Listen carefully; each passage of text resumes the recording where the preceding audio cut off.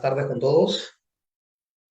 Vamos a iniciar. ¿Qué tal? Mi nombre es Rui Córdoba. Vamos a dar inicio entonces a la resolución del examen del día de hoy del área de médicas. Un examen que, bueno, lo estuve ya revisando hace un momento. Ha sido un examen sencillo en realidad y con algunas sorpresas que, bueno, no eran tan difíciles bueno, de entender, ¿no? Yo aquí a los chicos que son de Nobel siempre les comentaba en los repasos de que antes de ver las preguntas que van a venir, porque siempre te preguntan, ¿no? ¿Qué tipo de preguntas va a tocar? Tratar de ver cuáles son los temas que en el último examen han venido, me refiero en cuanto a los sumativos, ¿no? Y sí, efectivamente, inducción, la primera pregunta, un tema sencillo, ¿no? Entonces, vamos a empezar con la parte de la resolución e ir comentando algunas cosas de la evaluación, ¿no? Bien, en la pregunta número uno, por ejemplo, bueno, la primera es lógica, la pregunta 21, es una pregunta que, como ustedes ven, hablaban de inducción. Yo les había dicho que la parte de inducción son de las preguntas más fáciles que hay, pero que evidentemente para poder desarrollar una pregunta de inducción necesitan los modelos. Sin los modelos de inducción no puede desarrollar. Así que la parte clave en este tipo de preguntas era que usted haya conocido los modelos, ¿no? Y un segundo punto importante en esta parte de los modelos es que tú tienes que formalizar las premisas. Una de las características de los modelos inductivos es que las conclusiones o las premisas que te dan aquí siempre van a ser particulares. Entonces, cuando tú formalizabas aquí estas premisas, tenías entonces la primera premisa que decía, por ejemplo, algunos políticos no son chauvinistas, eso sería la premisa número uno, ¿no? Premisa número uno. Premisa número dos, ciertos, que también es particular, ciertos chauvinistas, dice, no son políticos, ese es el caso de la premisa número dos. Y la premisa número tres, que dice hay, que es particular, políticos que son chauvinistas, ¿no? Entonces aquí tenemos ya eh, bueno, las tres premisas que tenemos aquí en el ejemplo, y lo que tenemos que hacer aquí, obviamente, es diagramar. La parte clave de los modelos de inducción es el diagrama, porque el diagrama es el que nos sugiere más o menos cómo es la forma de la conclusión. Entonces, si aquí yo tengo, ¿no? En este caso, el conjunto de políticos y aquí tengo el conjunto de chauvinistas, se supone que cada premisa tiene que ingresar aquí. La premisa uno decía que el X está en P, pero no está en C. La premisa 2 decía que el X está en C, pero no en P. Y la premisa 3 bueno, la información está en P y en C a la vez. Bueno, este es un modelo de inducción que nosotros también lo habíamos aprendido. Recuérdenlo, ¿no? Es uno de los modelos de inducción de los 6 modelos que se supone que yo dije que ustedes aprendieran. Y la conclusión debe ser, según la gráfica, todos son políticos o chauvinistas, o en todo caso, ambas cosas a la vez. O sea, políticos y chauvinistas al mismo tiempo, ¿no? Por lo tanto, la respuesta aquí debería ser la clave dada. ¿No es así? ¿No? Quien quiera que es universal es político o chauvinista, o, que es la parte importante en esto de acá, ¿no? Político y chauvinista al mismo tiempo. Entonces, la pregunta número 21, la respuesta debe ser la clave dado. Una pregunta sencilla de inducción, pero que, como dije, la clave en esto era que usted conozca los modelos. ¿Listo? Pasemos a la pregunta número 22, que es una pregunta básicamente de teoría, ya, una pregunta de teoría, lenguaje formal. Recuerda que cuando nosotros hablamos de lenguaje formal, estamos hablando de las fórmulas. Entonces, lo que te están preguntando aquí técnicamente es qué cosa es lo que caracteriza una fórmula. Una fórmula, bueno, vamos a inventarnos cualquier fórmula acá, ¿no? Por ejemplo, esta es una fórmula B. Es una fórmula lógica, ¿cierto? Esta fórmula lógica tiene características, por supuesto. Significado conceptual no tiene, porque el significado conceptual tienen los términos, las palabras. Entonces, obviamente, la alternativa uno no podría ser. Su verdad es convencional, claro, porque está sujeta a ciertas reglas que se pactaron con anterioridad y la verdad que se obtiene en esta es de manera convencional, ¿no? Los símbolos tienen una regla de operación que, como tú recordarás, el resultado, por ejemplo, de tener algo verdadero acá y algo falso es convencionalmente ya definido como falso, por decir un ejemplo, ¿no? Entonces, la verdad que se obtiene en estos es convencional. Muy bien. La número dos entonces sería cierto, ¿no? Sus símbolos o reglas, dice, carecen de contenido conceptual. Bueno, esto lo acabamos de decir en la primera alternativa, ¿no? Se supone que sus símbolos y reglas no tienen contenido conceptual, no tienen significado, mejor dicho, en otras palabras. Por lo tanto, la alternativa número 3 también es cierta. La 4 dice su significado es el objeto, no. Entonces esto es falso. En cambio, la 5 sí. Es condición suficiente para el conocimiento científico. Es la base. ¿No? Esta pregunta me hace recordar a una pregunta que seguramente pues, hemos resuelto en un repaso. Y claro, aquí le han cambiado esta forma, ¿no? Acá, nosotros en las preguntas que hicimos, seguramente en una práctica que yo trabajé, hablaba de que el lenguaje formal es la base para el conocimiento científico, es la base para construir conocimiento científico. Y sí, bueno, condición suficiente hablando como la base del conocimiento científico. Y sí, la clave entonces debe ser 2, 3 y 5. Y la respuesta en esta pregunta debe ser entonces la clave en A. ¿Ok? Una pregunta también fácil, ¿no? Y asumo que pues la mayoría lo ha hecho adecuadamente. Muy bien, excelente. Hasta ahí entonces tenemos la 22, ya la clave en A. Vayan cotejando sus respuestas, por favor. Y pasemos a la pregunta número 23, que es una pregunta que yo, pues, recuerden, en los repasos siempre los decía, ¿no? Hay que estar, los exámenes de admisión tienen un filtro que es importante en el sentido de que no siempre vas a esperar que te pidan, por ejemplo, cuáles son proporciones conjuntivas, que era lo que aquí pedían, ¿no?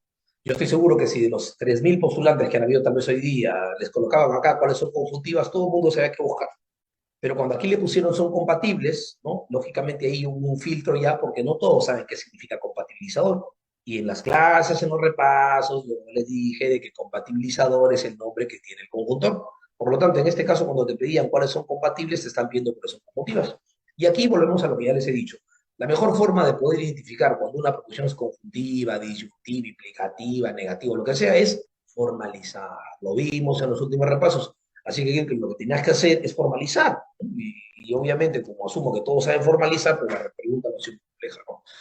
El bronce es una aleación de cobre, zinc y estaño. Esto es P. Porque yo no puedo decir que el bronce es una aleación de cobre, porque aleación habla de un tipo de combinación entre dos o más elementos, así que la uno no puede ser, es una función simple, ¿no? Recuerda que vamos a marcar aquellas alternativas que al formalizarlas me queden P y Q, que compatibles, conjuntivas, ¿no? Bien, el cilindro es un sólido engendrado por la rotación de un esto es P, ¿no? Esto no tiene ningún tipo de conectivo de conjunto, bueno, ningún conector en realidad, así que también es simple y descarto la 2. Bueno, ya descartando la número 2, yo creo que, bueno, no hay que ser muy inteligente en realidad, ¿no? Descartando la 1 y la 2, tomando en cuenta que las alternativas se combinan de 3 en 3, pues no me quedaría más que marcar la 3, 4 y 5, ¿no? Y de hecho, si tú le das forma o la formalizas a la 3, 4 y 5, en todas estas te van a quedar P.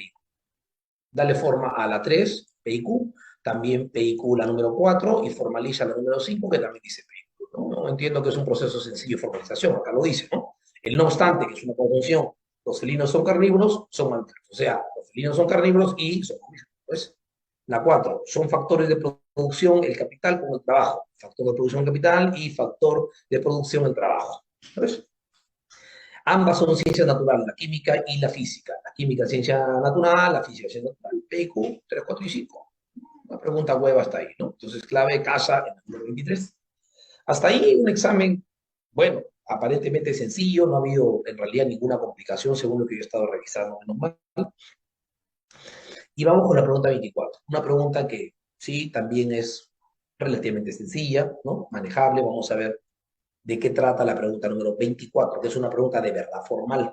Típica pregunta de verdad formal. Es una pregunta muy clásica de verdad formal, no es una pregunta novedosa ni con un toque extraño, muy sencilla de desarrollar. ¿Ya? Me dicen que el esquema es verdadero, me dan una operación lógica y obviamente me dan el resultado que está de tener, que me dicen que es verdadera. Recuerda que todas las operaciones tienen un conector principal, que en este caso es la negación que está acá, que es, como verás, el conector que en una llave engloba todo, es el conector principal. A este es el operador en donde nosotros tenemos que darle el resultado de la operación que me están diciendo que es verdadera, ¿cierto?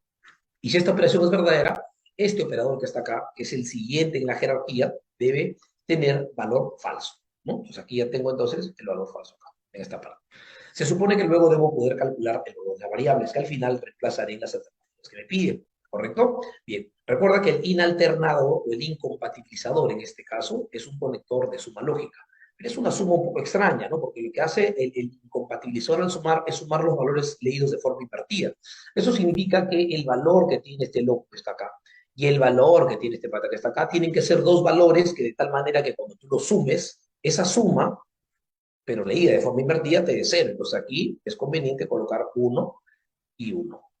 ¿Por qué le colocamos uno y uno? Porque obviamente cuando coloquemos aquí el uno con el uno vamos a tener en la suma cero más cero. Esa es la forma de lectura invertida, ¿no? Esa es la regla del incompatibilizador. Bueno, la regla que tú has aprendido, ¿no? Muchos lo han memorizado bien, que uno en incompatibilización con uno es cero, depende de ti, ¿no? Yo les estudiantes les enseñé que este pata es un conector que suma, pero los valores que tú vas a sumar los debes leerlos al revés. Eso funciona así. El conjuntor es un producto lógico y por lo tanto, para que esto me dé verdadero, entonces de todas maneras, vamos a hacer un poco más grande esto, ¿no? De todas maneras, el valor de R debería ser uno. para que al multiplicarlo, se supone que con esta parte que está acá, esto también sea 1, ¿no? Ahí está, uno por uno, para que me dé el 1 que yo tengo acá. Por lo tanto, ya tengo entonces directamente el valor de R. Porque de esta fórmula yo voy a calcular cuánto vale P, cuánto vale Q y cuánto vale R. El valor de R ya lo tengo, que es verdadero, ¿cierto? El valor de R ya lo tengo, que es verdadero. Entonces, si el valor de R es verdadero, ahora vamos a calcular esta parte que está acá. Recuerda que el incompatibilizador es un conector de producto lógico, pero también es un producto que los valores que al multiplicar vamos a hacer esto, vamos a leerlo al revés, ¿no? O sea, significa que este pata que está acá debe ser cero y este pata que está aquí también debe ser cero. Para que el producto de estos dos valores, cuando yo los lea, me diga 1 por 1, ¿ok? Y me dé el 1 que está aquí. Por lo tanto, ya tengo el valor de Q que debe ser verdadero. Ya calculé el valor de Q que es verdadero y ahora me faltaría solamente calcular el valor de P, que lo puedo determinar de estas partes que están aquí o de aquí, no hay ningún problema, ¿no? Entonces vamos a ver, si es que Q vale verdadero, se supone, ya lo tengo acá, el valor de su negación debe ser cero. Por lo tanto, si esta es una suma lógica, se entiende que el único valor posible para que en esta suma, ya que este componente vale cero, es que P sea verdadero. Y listo, ya tengo mis tres valores, 1, 1 y 1, y estos valores que están aquí, lo que yo voy a hacer es reemplazarlos en las alternativas de cada operación, ¿no? Y averiguar cuál es el valor de cada caso. Sencillo, ¿no? Vamos a ver entonces, recuerda, cada letra vale verdadero. Entonces vamos a proceder a reemplazar en cada alternativa ese valor verdadero que hemos tenido, ¿no? Bueno, si P vale verdadero, se supone que en su negación P valdría cero. ¿Es así? Y como acá hay un producto lógico, se supone que la única forma que un producto lógico, ¿no? O cero por cualquier cosa, como tú dices, es cero. Primer valor. Acá tengo un condicional, ¿no? Y vamos con la parte que está aquí. Q vale verdadero. Recuerda que el valor de Q ya lo teníamos. Tenemos P, Q y R. El disyuntor es una suma lógica y el valor de S obviamente no lo tengo, pero es un valor que no es importante porque en la lógica el valor máximo que se obtiene en una suma es verdadero, no hay más, pues es 1 y 0. Entonces, si tú al 1 le sumas algo, no te va a dar 2, no te va a dar 3, entonces 1 más lo que sea es 1, ¿no? Bien. Y aquí yo tengo el famoso 10, que es la regla que nosotros sabemos que en el condicional me debe dar como valor 0. Entonces ya tengo mi primer valor aquí en la operación que es falsa. Vamos a hacer lo mismo con el segundo caso. También reemplazamos con los valores que tenemos. Recuerda que P vale verdadero. Y si P vale verdadero, se supone que en una suma lógica, 1 más lo que sea debe ser 1. ¿Cierto? El disyuntor fuerte es un conector de diferencia de valores. Y lo que vamos a ver ahora es reemplazar cuánto vale Q, que vale 1, y P, que también vale 1, pero al negarse debe ser 0. Recuerda que las tres variables calculadas valen 0. Observa cómo aquí hay un 10. Este 10 significa que debe darme 0, porque el condicional cuando forma un 10 da 0. Por lo tanto, estos dos valores, ¿no? En una diferencia me dan verdaderos. En la U fuerte, dos valores diferentes me dan verdadero. Ya tengo mi segundo valor, que debe ser entonces verdadero. ¿Ya? Vamos con el tercer y último caso, que es el que va a definir la respuesta. Bien. El valor de S y el valor de T, evidentemente no lo tengo, pero recuerda que cuando el valor de algunas operaciones no están definidos, tal vez no son importantes, así que vamos a calcular la parte que está por aquí. R sí lo tengo, que vale verdadero, ¿correcto? Bien, recuerda que el inalternador es un conector de un producto lógico, pero es un producto que cuando vamos a multiplicarlo se van a multiplicar de manera invertida, o sea que yo aquí voy a leer tranquilamente 0 por cualquier cosa. Y esta parte sin calcularla, ¿no? Me debe dar 0. Porque se supone que en el alternador yo voy a leer esta parte ya como 0 por, no me importa, y eso me da 0. Aquí tengo un incompatibilizador, que recuerda es un conector que suma los valores, ¿sí? Y aquí pasa algo similar. Recuerda que el incompatibilizador suma los valores, pero en esta suma, este pata yo voy a leerlo como 1. O sea que aquí iría 1 más cualquier cosa. 1 más cualquier cosa es verdadero. Por lo tanto, el último valor de esta operación tendría que ser verdadero. ¿Sí? Y ya tenemos entonces el valor de las tres respuestas aquí, en este caso, de la pregunta, y esto nos lleva a 0, 1, 1, con lo que tendríamos acá la clave entonces dado. ¿Sí? Pregunta clave dado. Estoy chequeando aquí si es que se ven, porque Nobel pone un banner abajo en el desarrollo, y vamos a ver si efectivamente se ve, ¿no?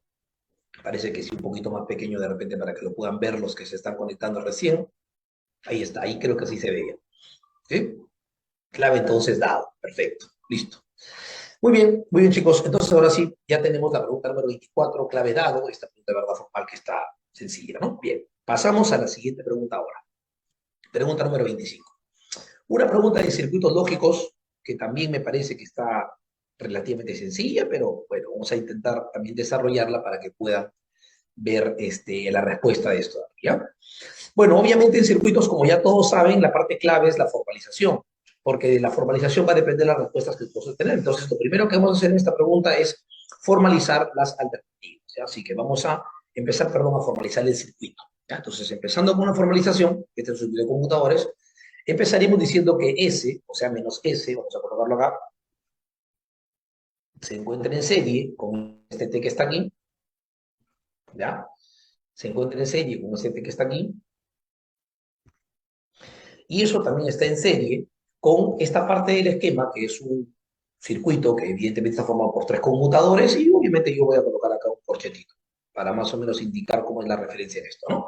Dentro de este esquema, acá hay dos conmutadores que están en serie, que es menos S con T. Entonces aquí colocaremos menos S que está en serie con T, y como tú verás, estos dos conmutadores se encuentran en paralelo con menos R. Así que aquí en paralelo con menos R. Esa sería la primera parte entonces. Y aquí nuevamente serie, otra vez, con menos T. Con menos T. Listo. Esa es toda la parte superior. Entonces, toda la parte superior, como tú ves, se encuentra en paralelo con este R que está aquí. ¿Ok? Entonces, vamos a colocarle aquí una llave para indicar que toda esta parte de los computadores se encuentran en paralelo con este pata que está solito, que sería R. Listo. Esa sería entonces la formalización. Bien. Esta es una pregunta demasiado sencilla. Yo, bueno, esto suele pasar a veces, pero es una pregunta muy fácil, ¿no? Porque, por ejemplo, tú sabes que el conjuntor es un producto lógico, ¿cierto? El conjuntor es un producto lógico. Y si tú vas a chapar esta letra que está acá con esta letra que está acá, que están en un producto, porque están en un producto, ¿cierto? Pero de dos letras opuestas, si tú multiplicas uno por cero, cero por uno, eso cuando siempre da cero. ¿Es así? Y como seguramente hay más elementos que siguen estando en un producto, no van a importar, porque tú sabes que cero cuando se multiplica por cualquier cosa siempre es cero. ¿Es así? Solamente me bastaría ahora bajar la parte que está aquí, que es una suma de R, y como tú sabrás, cero más R, pues es R. Entonces la respuesta debe ser R. ¿Pero qué cosa es R? Nosotros sabemos que R significa la lógica estudia el asunto correcto. Ese fue el dato que nos han dado nosotros. Por lo tanto, eso está en la clave avión. Nada más, sencillo. Una pregunta demasiado sencilla, pero bueno, es parte. Regularmente en los exámenes uno espera que vengan también, ¿no? ¿Sí? Entonces, la clave en la pregunta número 25 debe ser la clave avión. ¿Ya? Verifiquen, por favor. Asumo que todos los postulantes del área lo han hecho. Son, bueno, regularmente tienen un poco más de estrés en la parte operacional, ¿ya? Bien, entonces la clave en la pregunta número 27 es la clave avión. Listo. Seguimos con la pregunta número 26. Esta pregunta tiene una curiosidad importante y, bueno, muchos de los que hicieron unos míos saben, bueno, bueno, quien les habla tiene un conjunto de módulos, ¿no? Que son módulos, bueno, videograbados del curso, y esta pregunta, curiosamente, yo la hice el año pasado. No es una novedad esto, pero es una pregunta sencilla, ¿no? Que tenía que ver, pues, con la parte del desarrollo de una pregunta, pues, sencilla, ¿no? Entonces, esto ya seguramente vamos a pasar a ver la parte del desarrollo, ¿no? De esta preguntita. Déjame ubicarla acá. Listo. Veamos, veamos atención. Es una pregunta fácil en realidad, pero es una pregunta ya hecha hace mucho tiempo, la desarrollé, pero vamos a ver ahora cómo es el desarrollo de esto, ¿no? Tenía una novedad que hablaba sobre, te daban dos circuitos y te pedían que tú los inalternes. Bueno, tú sabes que el inalternador es el conector básicamente pues de la gala de Sheffer. Vamos a tratar de representarlo aquí, la simbología aquí lo dice claramente, al inalternarlo con otro circuito, entonces lo que había que hacer era formalizar ese circuito, que aquí tengo la formalización ya, si gustan vamos a describirlo para el que de repente por ahí no lo maneja mucho, y te decían que estos dos inalternes con otro circuito. Ahí tengo las formalizaciones de cada uno. Quiero que ustedes lo vean, por favor, para ir cotejando la respuesta, ¿no? Bueno, entonces, bien, vamos a hacer un poquito más grande para que lo puedan ver, ¿no? En la parte del desarrollo. Aquí se ve, ¿no? Esto es la negación externa de una disyunción que tiene dos entradas. Acá está, ¿ven? Negación externa de una disyunción que tiene dos entradas. La primera entrada era una negación nuevamente, como verás, de una implicación. Aquí está la negación de una implicación. Esa implicación también tiene dos entradas, como tú verás. La primera entrada es la negación de P y la segunda es nuevamente la negación de P. Ahí está. Y la segunda entrada de este esquema, de esta disyunción, era la parte que vamos a colocar aquí, que es, como tú verás, la negación de otra implicación. Acá está, ¿ve? Negación de una implicación, que también tiene dos entradas. La primera entrada es menos Q y la segunda entrada es simplemente Q. ¿Ok? Esa era la formalización. Esta operación dice que hay que inalternarla, o sea, conectarla con un inalternador con la parte de la operación que está aquí. Este circuito también leído, acá lo tienes, es un nodo fuerte, cuya primera entrada es la negación de una I, formada de P y Q, acá está, ¿ven? Negación de una I formada de P y Q, y la segunda entrada es la negación de una O formada de Q y P. Ahí está. ¿Listo? Entonces lo que hay que hacer es resolver individualmente esto, resolver esto que está aquí, y luego conectarlos con un alternador. ¿Ya? Bien, vamos a pasar entonces a la parte del desarrollo de esta primera parte de la operación, para ver más o menos qué cosa es lo que quedaba, ¿no?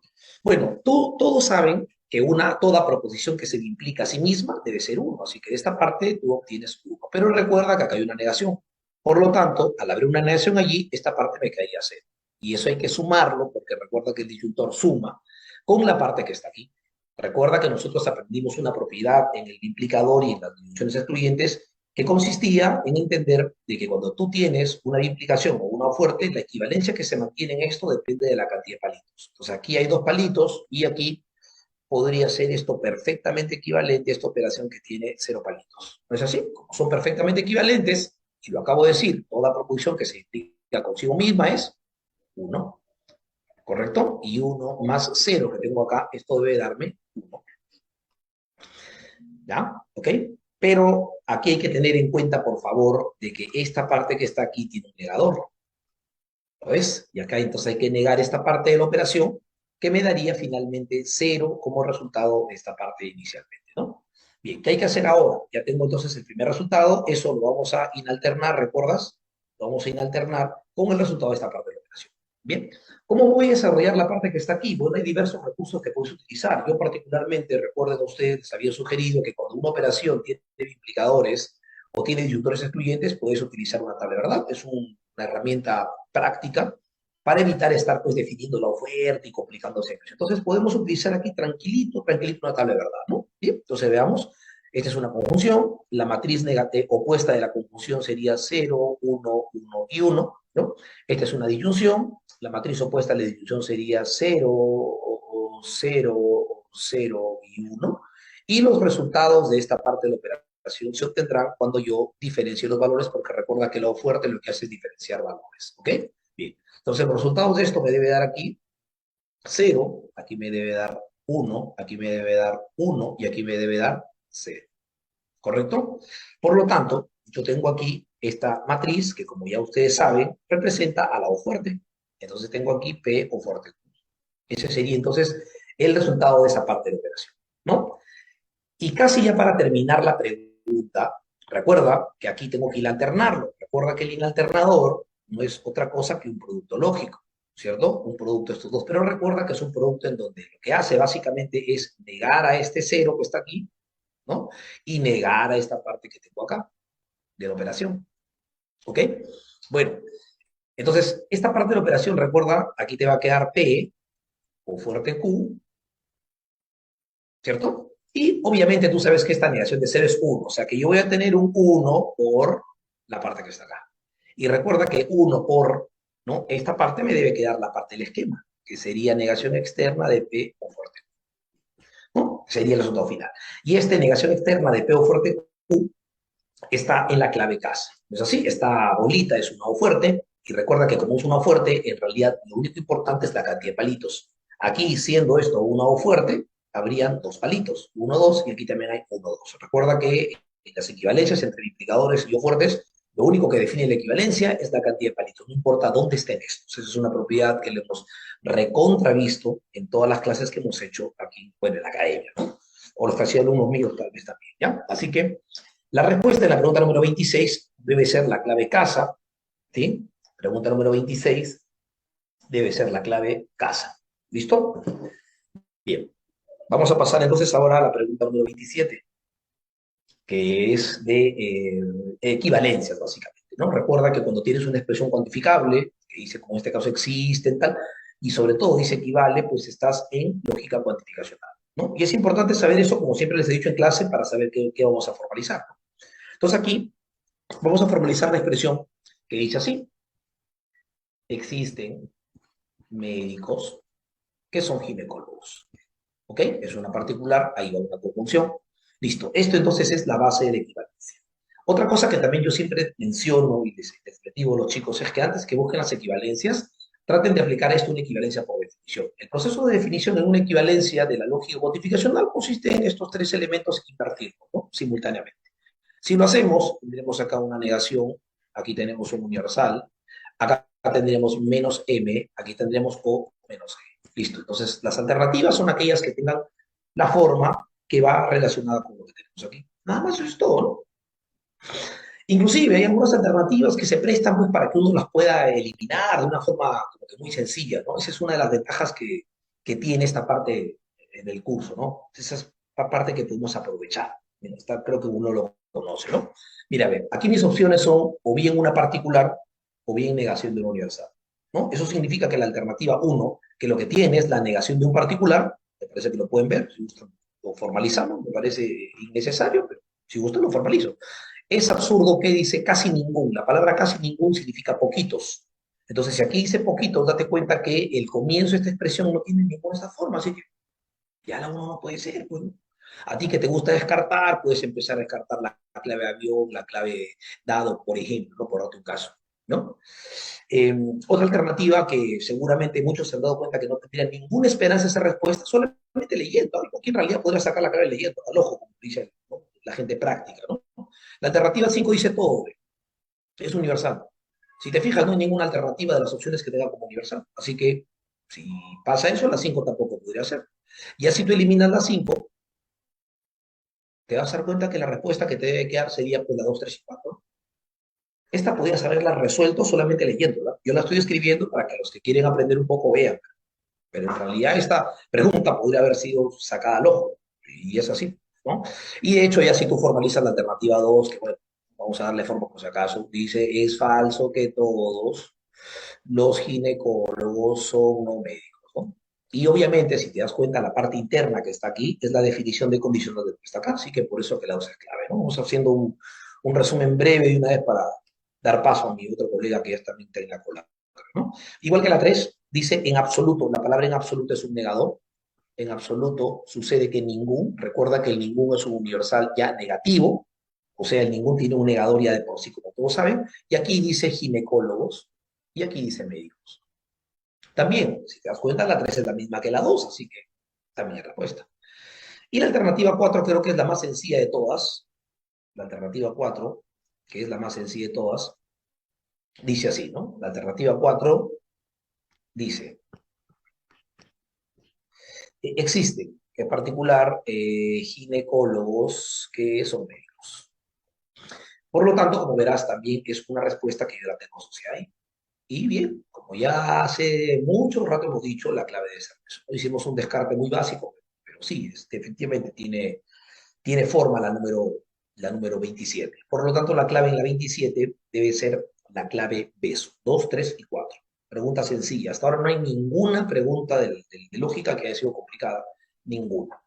Esta pregunta que pues sí parece un poco apantalladora, ¿no? De repente alguien lo vio y dijo, uy, esto nunca me han enseñado, pero en realidad acá hay una palabra clave que tienes que darte cuenta, ¿no? Bueno, te decían que Pedro es un alumno aplicado, que asistió a un seminario, bla, bla, bla. Este es Floro en realidad, ¿no? Y luego te decía que se quedó preocupado porque el profesor mencionó al último de la expresión una frase que decía, cualquiera que piense con lógica es coherente. Ya, bueno, entonces estaba hablando pues de una proposición que obviamente era una premisa. ¿Por qué una premisa? Porque aquí luego él dice que de ahí tenía que hacer varias inferencias. Entonces esto es como si te hubiesen dado una pregunta que hubiese dicho esto, ¿no? Esto es como si hubiesen dado una pregunta que te diga, por ejemplo, bueno, lo que dijo el profesor era qué cosa. Era quien quiera o cualquiera que piense con lógica, cualquiera que piense con lógica es coherente. Listo, esta es la premisa. Esta es la premisa que a ti te habían dado a ti en el ejemplo, ¿no? Bien, entonces de ahí se supone que tú tienes que cosa inferir. Porque esto es como si hubiesen dicho, dada tal premisa se infiere. Aquí está, bueno, para se infiere. Entonces es como si hubiesen dicho, dado tal, se infiere.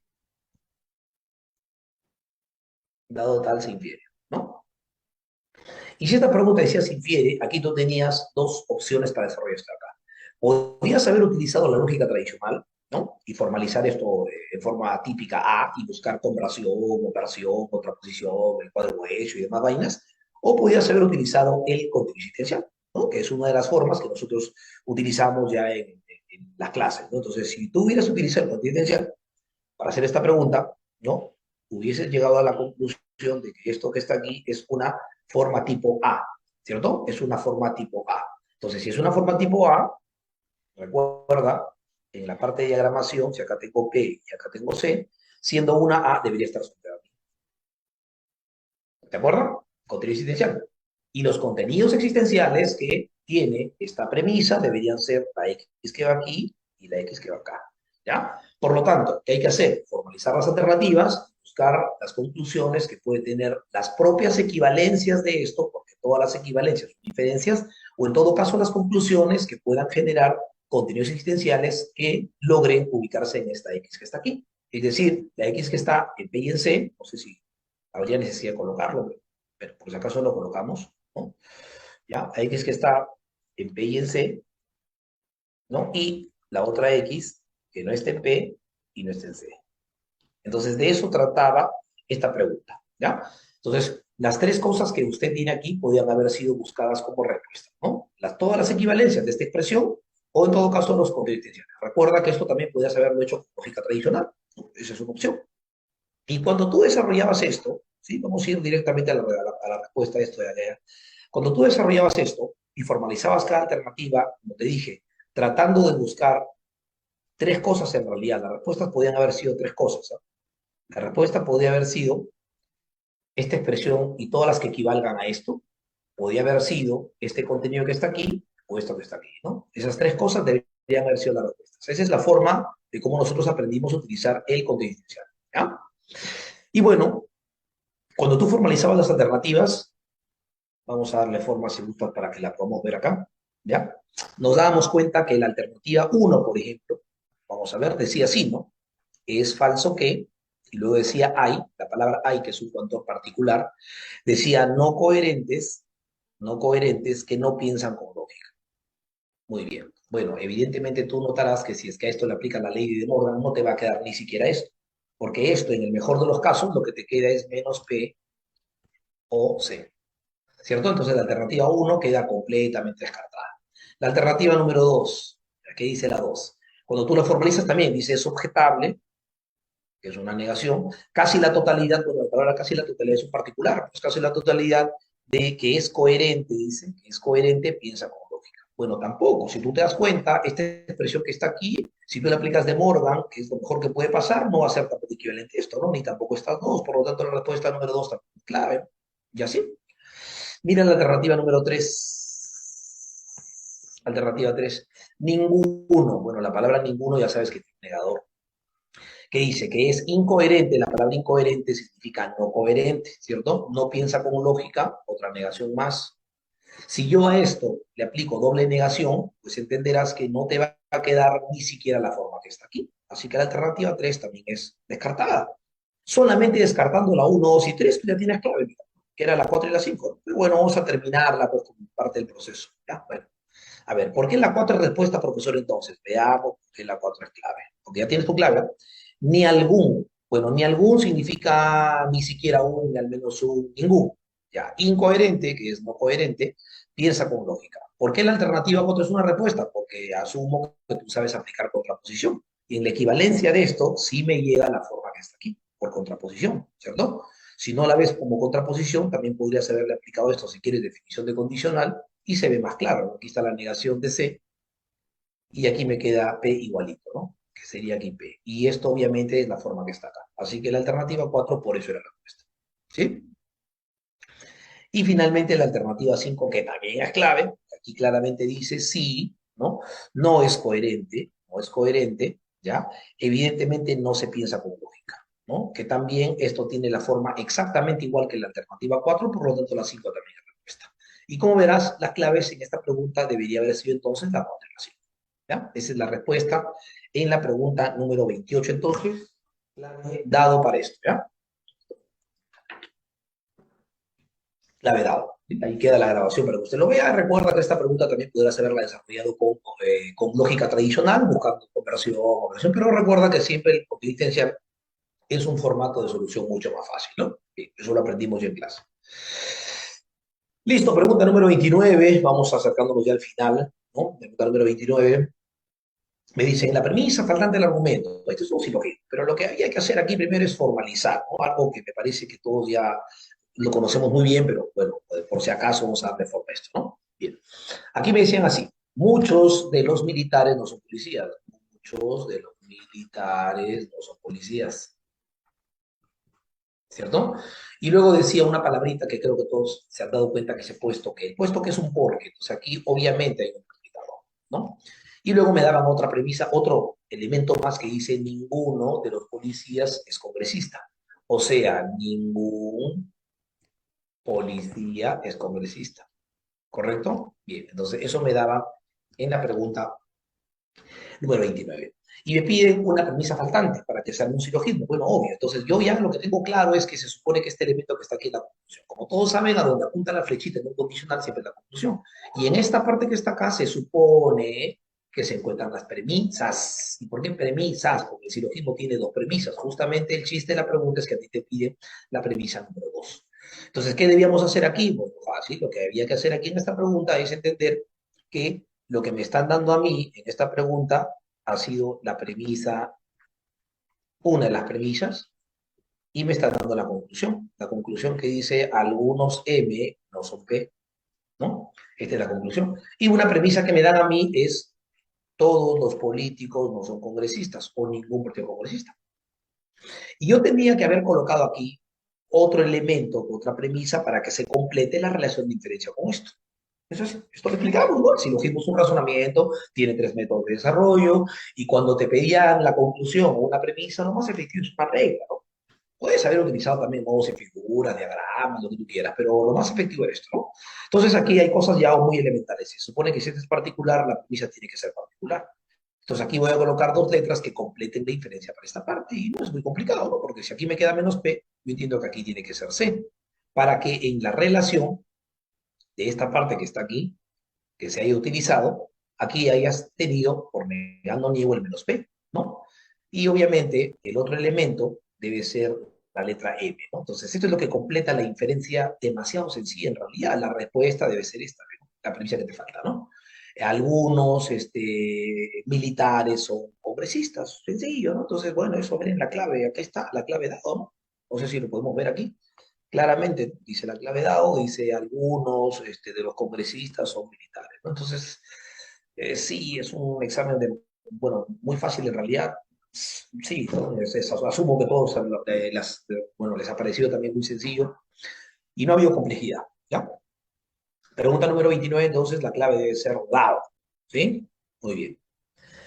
Y finalmente vamos a terminar con la pregunta número 30, que es una pregunta del concepto, ¿no? El concepto. Es un tema, temas que están últimamente viniendo. Antes no era muy común que se incluyan en un ordinario temas como el concepto, ¿no? Regularmente eran proposiciones y demás cosas, pero últimamente ya están tocando mucho.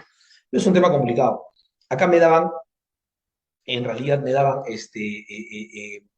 tres pares de conceptos y yo tenía que establecer su relación, ¿no? Me hablaban de Android, sistema operativo, y aquí había una parte importante, ¿no? Por ejemplo, estos son conceptos subordinados, porque el Android es un sistema operativo. Entonces aquí la relación es correcta en cuanto a este. Laptop, computador personal, obviamente, la laptop es un computador personal, también es correcto. Pero cuando yo hablo de profesión e informática, aquí había un pequeño problema, ¿no? Lo que pasa es que la informática no es una profesión técnicamente, ¿no? Sino la informática, pues como área de la ingeniería, en todo caso debe ser área de ingeniería, ¿no? La profesión va dedicada a la carrera misma. Entonces, aquí era un error establecer esta relación, ¿no? Que fue lo que aparentemente muchos se pensó. ¿Ya? Entonces, obviamente, con esta idea, lo que nosotros vamos a hacer es ver qué alternativa es falsa, porque lo que te piden a ti es cuál es la alternativa que no complete esta información. Entonces, solamente viendo las opciones, veamos lo que yo tengo diagramado aquí. ¿Eh? Android está subordinado del sistema operativo. Recuerden que estos conceptos que están aquí son subordinados. Y cuando son subordinados, hay uno que es el que subordina y hay uno que está subordinado. El que está dentro normalmente es el subordinado y el que está arriba es el que subordina, o sea, el subordinante. En clase lo he visto muchas veces. Bueno, entonces en la primera afirmación dice Android es subordinado del sistema operativo. Sí, Android está dentro del sistema operativo, así que la alternativa A es cierta, no la marco como clave porque recuerda que me piden las falsas. Computador personal, dice, es subordinante de el laptop. Computador personal es el subordinante, es el que subordina, o sea que el laptop está subordinado, está dentro. Subordinante, recuerda la terminología, también es cierto. La D dice Android no es comparable. Cuando dice no es comparable, están hablando de conceptos no comparables. Recuerda que los conceptos no comparables son aquellos que no tienen ninguna relación, como si yo dijera, por ejemplo, no sé, UNT y Alemania, o UNT es una universidad, Alemania es un país, y eso pasa, por ejemplo, cuando tú hablas de Android, que es un sistema operativo, y laptop, que es un computador personal o un dispositivo electrónico. Así que, efectivamente, la clave D también es verdadera, porque no son comparables, no tienen nada que ver en realidad. Cuando yo hablo de informática y hablo de computador personal, también de informática, obviamente bueno, eso es una área de la ingeniería, ¿no? Y aquí cuando hablan de computador personal son cosas totalmente diferentes. Esto también es cierto, ¿no? Esto también sería cierta esta alternativa, la última alternativa, la alternativa en A, ¿ya?